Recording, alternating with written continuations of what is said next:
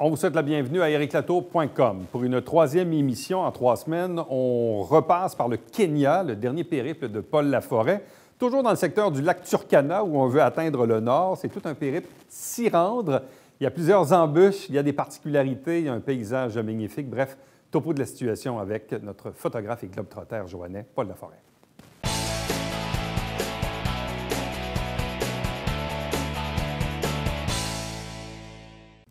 On poursuit ce périple au Kenya avec Paul Laforêt, photographe et globe-trotter.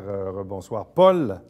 Bonsoir. Et mon cher Éric, avant d'aller au Turkana, là, écoute, comme on est en public, c'est doublement agréable pour moi de t'offrir, bien sûr, mes félicitations pour ta nomination au Gala de la Chambre de commerce. C'est bien gentil. Merci, merci. Je pensais, comme j'ai dit tantôt, voir ton gros trophée ici. Malheureusement, on ne le voit pas. Le trophée est dans mon bureau à Boom. Oui, à Boom. Oui, c'est ça. Parce que le trophée, c'était pour entreprise de service. Boom était en nomination et on a remporté la catégorie. Tu as beaucoup de noms à ta bandoulière, toi. Hein? Beaucoup de chapeaux. Oui. Ça prend beaucoup de chapeaux. Oui, je vois ça. Si on revient au Kenya, Paul, on a passé les 2 dernières émissions à parler évidemment de ce périple. Ça fait quelques fois, bon, tu as été retourné au Kenya, tu nous as parlé un peu de Nairobi, puis là, après ça, de ce périple uniquement pour se rendre au lac Turkana. Et de ce que j'ai pu comprendre de nos 2 dernières émissions, c'est que l'apogée de tout ça, c'est de se rendre au nord. Mais pour se rendre au nord, c'est long, puis c'est compliqué, puis c'est ardu. C'est pas un chemin de campagne de tout repos. Et bon, ça va peut-être te faire rire, là, mais le plaisir pour moi, je savais qu'il y avait un risque. Je l'avais lu, même s'il n'y a pas beaucoup d'informations sur le Nord. J'en étais pas beaucoup avant de partir, mais je savais que le niveau de risque venait de changer. D'abord, tantôt on parlait de cellulaire, il n'y a aucun réseau, rien. Mais il faut essayer d'imaginer. C'est très difficile quand je parle de ça, parce que je vois que les gens rapportent toujours à leur vécu. Là, il y a ça. Quand on prend la route à partir de... Te rappelles-tu notre nom de village la semaine dernière? Là, Yann Galani, là, où il y a 20 000 habitants, c'est des huttes, bon, avec un petit... une rue principale de son village, là, et on part. Mais après ça, on est seul au monde. Quand on quitte, là, on sort du monde et il n'y a pas de gasoline, il n'y a rien, là, en cours de route. Sauf que, je l'ai dit, je pense, la camionnette qu'on a a 2 réservoirs de 90 litres chacun. Encore faut-il qu'il reste attaché sur le toit du véhicule. Non, là il n'était plus sur le toit? Non, on parle des réservoirs réguliers. Oui. Mais en plus, on avait 2 petits barils. 2 petits barils, d'ailleurs. En arrivant au fameux village, on perd un des barils. Je ne me souviens pas si je l'ai dit la semaine dernière. Oui, bon. On perd un des barils, on le retrouve, puis on continue, on met ça à l'intérieur. Mais le matin, quand on quitte le village là, pour aller au nord, là, la première séquence, les photos vont le démontrer. On est sur la route de roche, de sable, mais surtout de roche. Et ça dure à peu près 1h30. Et d'ailleurs, les 3 prochains jours, ce que je vais raconter aujourd'hui, c'est les 2 premiers jours. Le 3e, on revient. Bon, d'autant plus, quand je reviens, là, on va parler de ça la semaine prochaine. OK? Mais, il arrive une séquence que j'estime pour moi très unique dans ma vie sur la route. Je suis allé en Islande 2 fois. Les paysages volcaniques, j'en ai vu beaucoup là, mais même ailleurs aussi. Sauf que ce qui s'en vient, à un moment donné, Adrien, le chauffeur, stoppe la camionnette. C'est la première fois qu'il faisait ça sans que je le demande. Pourquoi il s'arrête? On est un peu bouche bée. On est dans une immense plaine, à perte de vue. n'y a pas d'herbe, là, oublie ça. Là. On est en territoire volcanique.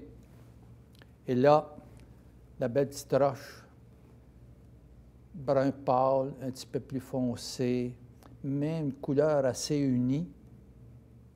Rien d'autre, sauf les 2 traces de camionnette, parce que notre chauffeur était allé là 3 semaines avant lui. Mais il n'était pas sûrement...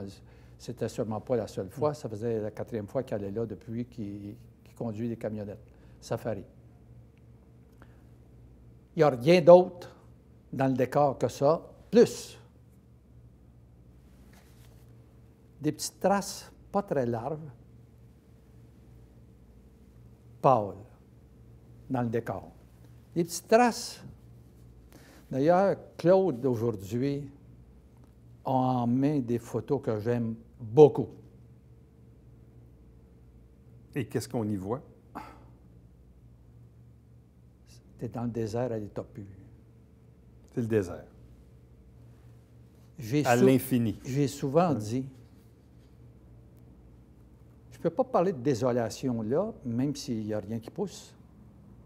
C'est juste beau. En cours de route, quand on roule dans cette période-là, je vois à un moment donné un troupeau de dromadaires. Je les ai comptés sur ma photo. 32.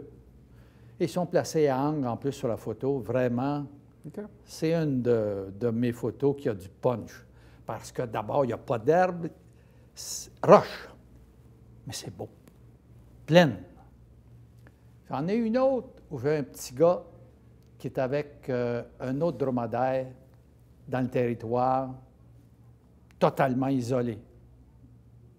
Le 32 dromadaire, là, il y a un petit gars en arrière. Parce que souvent, c'est des enfants qui sont avec. Mais ils font quoi avec? Pourquoi ils sont là, les enfants? Ils s'occupent du troupeau. OK, pour aller le faire manger où je suis. On ne le sait pas trop. Je ne le sais pas. OK. Ils s'en vont parce qu'on n'est pas... Mais il y a un humain avec eux, là. Oui. D'ailleurs, on ne laisse jamais son troupeau seul.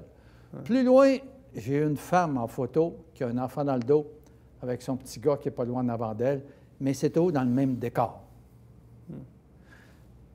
Je ne me souviens pas dans ma vie d'avoir fait des photos du genre où tu as une présence humaine, point, sur une surface brun pâle, unie, mais tu as de la belle petite roche. On continue. Et c'est-à-dire qu'on continue. Adriane s'arrête, on descend, et les 3. Tu sais, Adriane, je l'ai dit déjà, lui, il conduit, il ne dit rien. C'est correct. Joseph est en arrière de moi. Joseph ne parle pas, puis moi, je regarde. C'est le fun. Le voyage se déroule comme ça. Sauf quand on mange le soir rendu à la maison. Okay. Je vais en reparler. On continue notre périple et il approche midi. Là, on arrive, parce qu'il y a une affiche qui est sur les photos, une affiche qui annonce le parc Sibiloi. S-I-B-I-L-O-I. Particulier. Là, on tombe dans une zone réservée et ce parc-là est contrôlé par le Kenya. Or, pour entrer, d'abord, il fallait que j'aille payer mon 20 $. D'ailleurs, avec mon tour de bateau la semaine passée, là, 245 US, 20 $ pour descendre sur l'île, toujours en US. Hein? C'est rien. C'est Joseph qui a dû faire transférer de l'argent parce que j'aurais dû avoir avec moi, mais je ne le savais pas, des Kenyan shillings. Bon. Un virement Interac, ça ne te tentait pas? Question québécoise. Oui, c'est ça. Oh boy, quelle question. Oui, Éric. On peut imaginer. Oh, yeah. Alors, et là, il y a 2 gardes qui nous attendent. Carabine. Le monde qui va là. On est 3. Qui va là? Rarement. Est-ce qu'il y a beaucoup de touristes? Pas tant, non? Non. Là, le mot « beaucoup », tu l'enlèves. C'est beaucoup, c'est déjà beaucoup comme mot, là, c'est ça? Il y a sûrement quelques énergumènes comme moi, là, ça qui existe, décident de se ramasser là. Je vais le dire avant que tu le penses. D'ailleurs, je sais que tu le penses, fait que c'est pas grave. Le parc, c'est un lieu de conservation. Mais pour revenir à mes deux moineaux, là, on rentre à l'intérieur, je paye, puis on est en Afrique noire, là, hein, ça ne presse pas. Quand le temps sera revenu, là, tu me diras, parce que souvent, je me laisse aller, hein, puis le temps avance aussi. Là, ils communiquent par radio, sans doute à la maison où on va aller.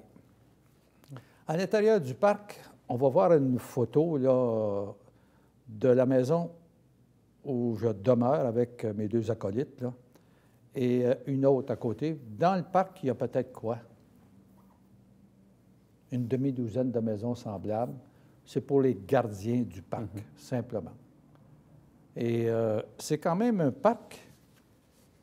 Tu connais les patrimoines de l'UNESCO, hein? Alors, c'est pas rien. C'est un patrimoine de l'UNESCO. Mais c'est une région de conservation. Et quand on va aller faire un tour, non pas à Sibiloï, mais à Kobifora après, c'est une zone fermée. Mais pour commencer, à notre maison, il fait toujours chaud. Je te l'avais dit. Et Joseph me faisait remarquer, là, on n'a aucun instrument de mesure. Ça fait que je pourrais peut-être dire n'importe quoi, mais je me fie à ce qu'on disait.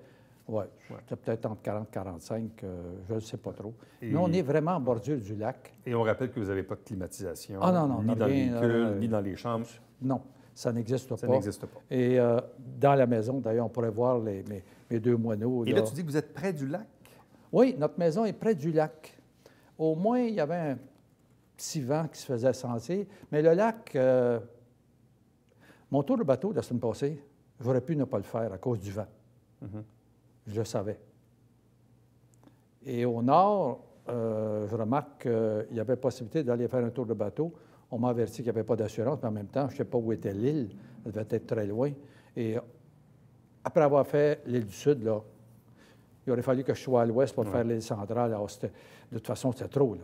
Parce que ce que j'ai fait, c'est beaucoup et peu. Pour être à Turkana, pour que ça vaille la peine, il faudrait y passer au moins 10-12 jours. De toute façon, quand on arrive à Sibiloï, on rentre dans notre maison, puis il y a une photo où on voit Adrienne avec Joseph et notre cuisinier. Parce que dans la maison, il y a un cuisinier, la cuisine est là, on le voit très bien. Et on a un congélateur parce qu'en cours de route, on avait fait l'épicerie. Hein. Où ça? C'est parce que la première journée, là, on a de la civilisation pour à peu près une journée complète. Okay. C'est après ça là, que... Il n'y a plus rien. Là, c'est rare. Or, notre épicerie, moi, je ne savais pas trop pourquoi Adrienne a ramassé l'épicerie en cours de route, là. Tu l'as compris rendu là-bas. D'ailleurs, il y a beaucoup de choses que j'ai comprises en rendu là. Parce que j'avais réservé tout ça, oui, mais je n'avais pas d'explication. Exemple, c'est plutôt rare qu'on couche sans être climatisé. Ça arrive, ça m'est déjà arrivé. Mais qu'il n'y en ait aucunement, ça, c'est autre chose. De toute façon, dans le parc, on voit la fameuse maison où on demeure, mais le lendemain matin, on passe une journée complète là, sur la trotte.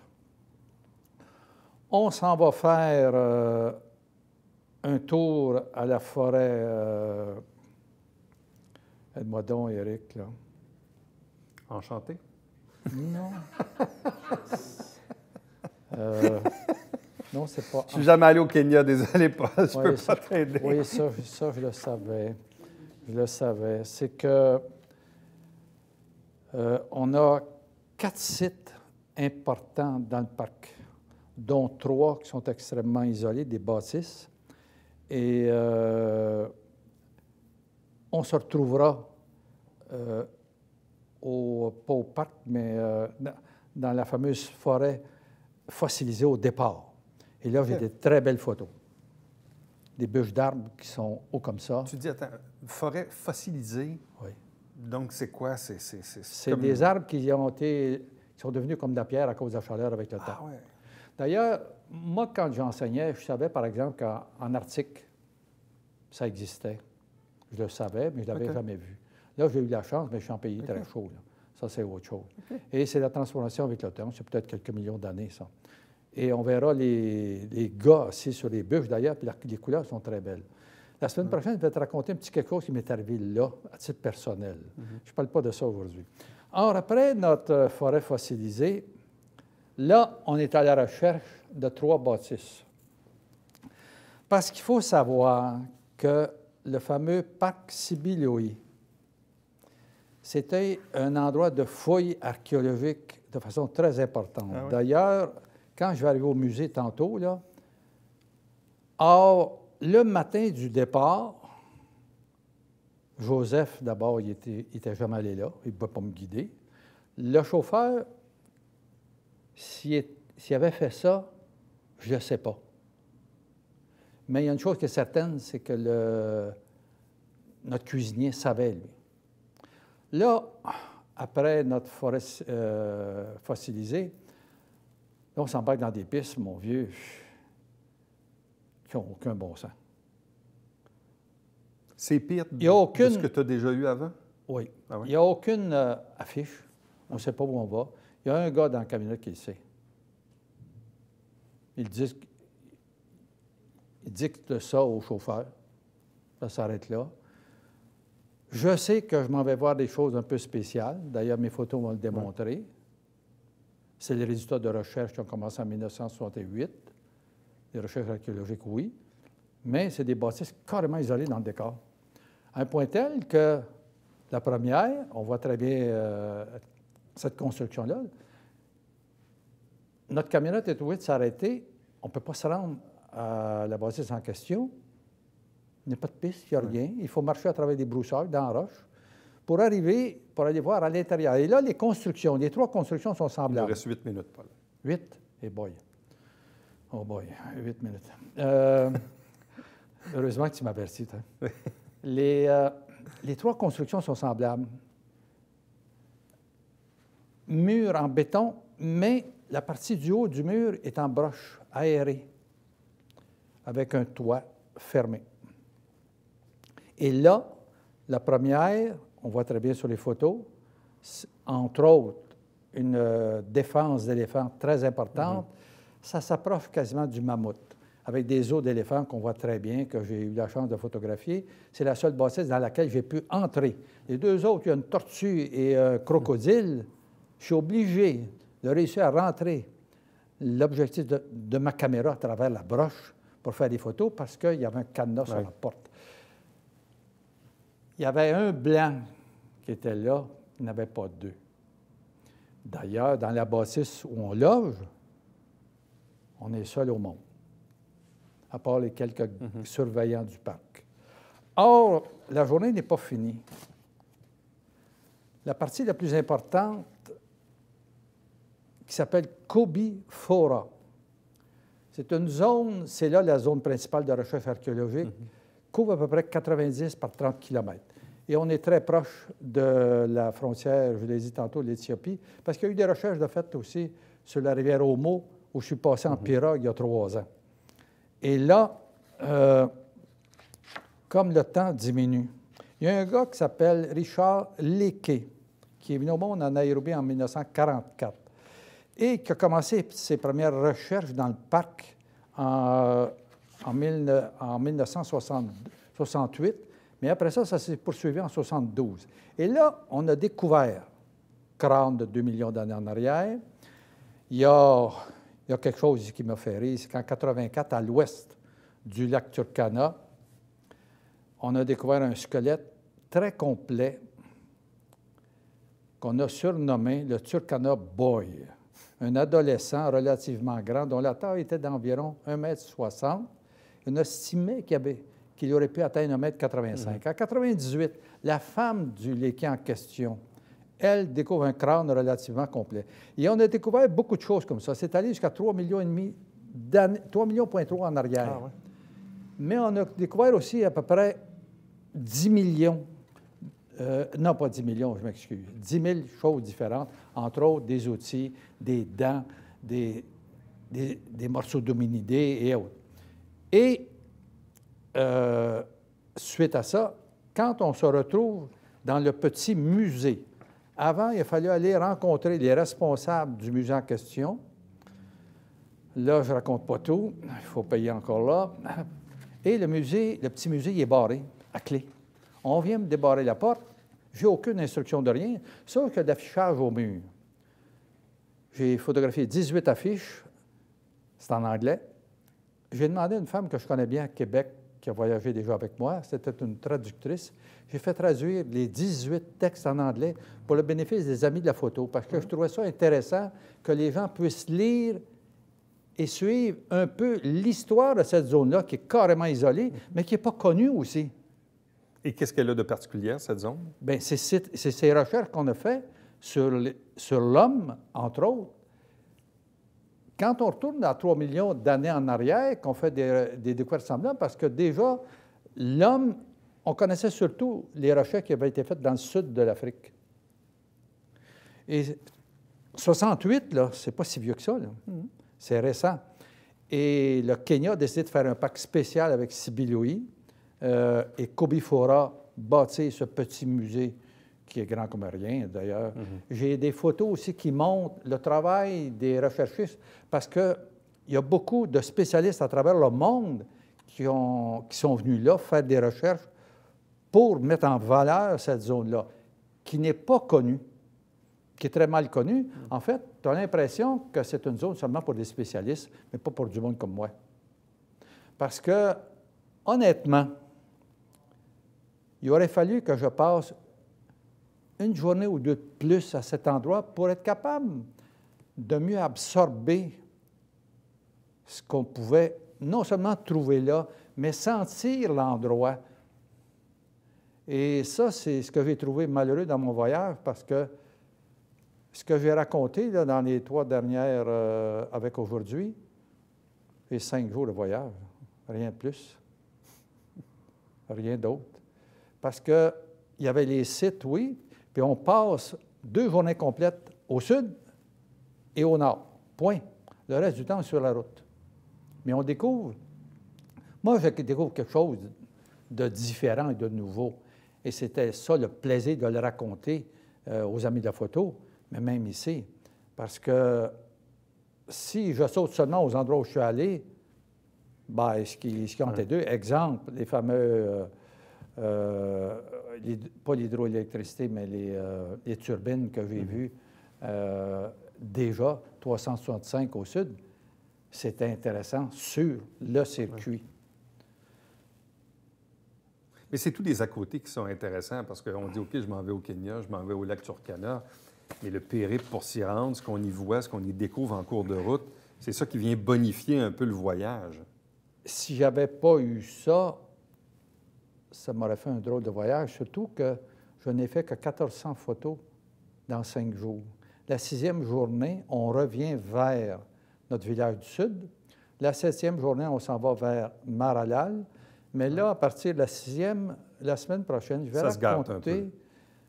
ça avait commencé avant. Oui, ça avait commencé avant. La semaine prochaine, je vais raconter la chance. Il me reste combien de temps, là? 1 minute. 1 minute. Ça sera, comme on dit dans jargon télé, un bon teaser pour la semaine prochaine. Il faisait chaud.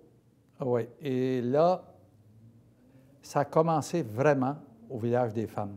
C'est-à-dire que dès le premier ta condition physique en a écopé. Tranquillement, là, je commence.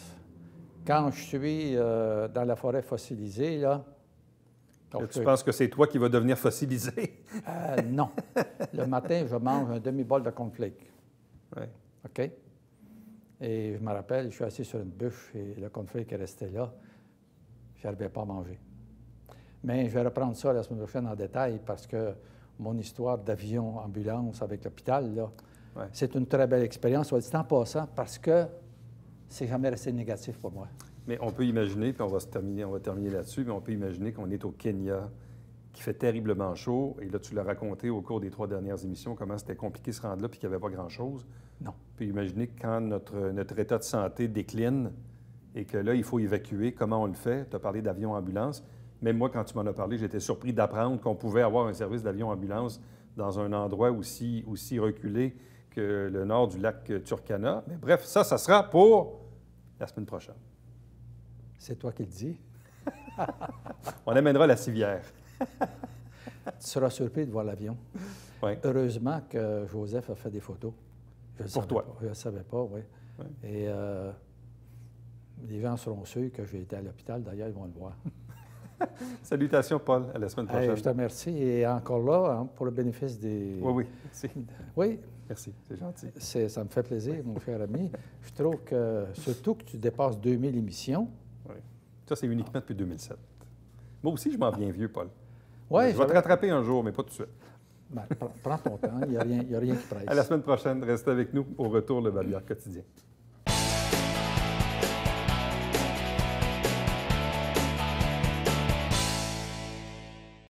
Mesdames et messieurs, bonjour et bienvenue à La Justice entre nous. Mon nom est Serge.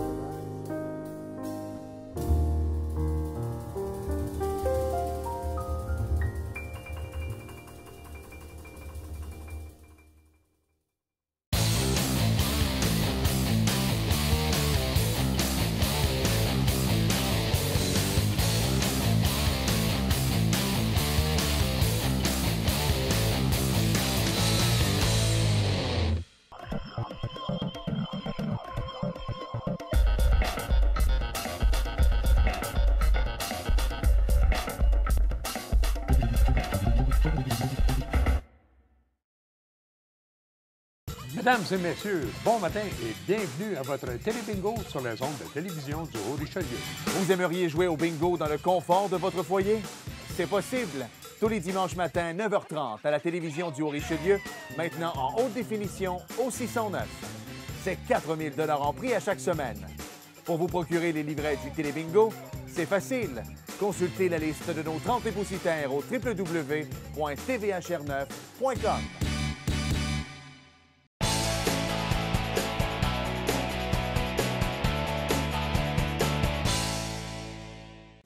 Ce sera le retour de la route des champs chez Tourisme Cœur de la Montérégie. Là. Donc, évidemment, printemps-été, ça commence très, très, très bientôt.